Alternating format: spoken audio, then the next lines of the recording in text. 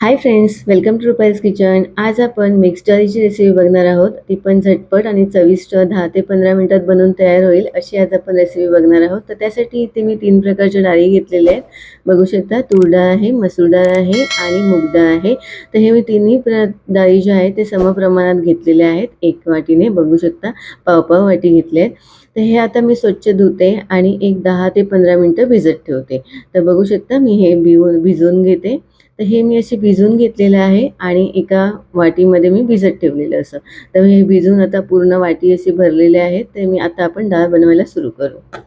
इथे मी कुकर घेतलाय आणि गॅसवर ठेवून गरम झाल्यावर त्यामध्ये मी 2 टेबलस्पून तूप घेतले. तुम्ही तुपाऐवजी तेल घेतलं तरी सुद्धा चालेल. आता तूप गरम झाले, त्यामध्ये मी अर्धा टेबलस्पून राई, अर्धा टेबलस्पून जिरं घालते. राई तडतडल्यावर मी जिरं घातलं. पाव टेबलस्पून जेवढं हिंग घातलंय आणि ही मी 10 ते 12 लसूण मी खलबत्त्यामध्ये असे कुटून घेतलेल्या होत्या, त्या घातल्या आहेत मी. तर हे आपण लो फ्लेमवर असे परतून घेऊ, म्हणजे आपली फोडणी व्यवस्थित डाळीला बसली पाहिजे. तर इथे मी 10 ते 12 कढीपत्त्याची पानं घातली आहेत आणि इथे मी 4 हिरव्या मिरच्या तिखटवाल्या अशा लांब कापून घेतलेल्या आहेत. तर बघू शकता ह्या ज्या मिरच्या आहेत त्या व्यवस्थित तेलावर किंवा तुपावर तुम्ही परतून घ्या, तरच आपली जी फोडणी आहे ती खमंग बसणार आहे. आणि इथे मी लाल टमॅटो घेतलेला आहे एक मोठावाला, त्याला मी बारीक कट करून घेतला. ते सुद्धा असं लो फ्लेमवर एक 5 ते 10 मिनटं परतून घ्यायचं आहे. तर बघू शकता मी असं व्यवस्थित परतून घेतलं. आता यामध्ये मी अर्धा टेबलस्पून हळद घालते. आता हळद सुद्धा व्यवस्थित आपण परतून घेऊया. तर असं मी व्यवस्थित परतून घेतली. फोडणी आपली व्यवस्थित असेल ना तर आपली डाळ खूप छान लागते. आणि हे आता आपण जी डाळ भिजवून घेतलेली होती ती सर्व मी यामध्ये घालून घेते.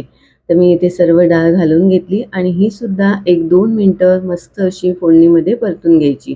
डाळ मी छान अशी परतून घेतलेली आहे आणि 2 ग्लास जेवढं पाणी घातलेलं आहे. तर पाणी तुम्ही तुमच्या हिशोबाने कमी जास्त करू शकता.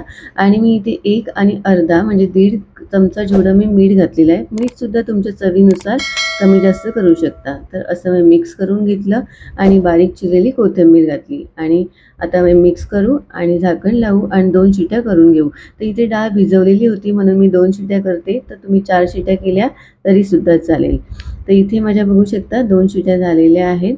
तर इथे मी कुकरचं झाकण ओपन करते. तर बघू शकता छान अशी आपली डाळ बनवून तयार झालेली आहे. तुम्हाला या स्टेजला जर असं वाटलं की डाळ घट्ट आहे तर इथे गरम पाणी वापरून अशी जाडसर वाटली तर फेटून सुद्धा घेऊ शकता.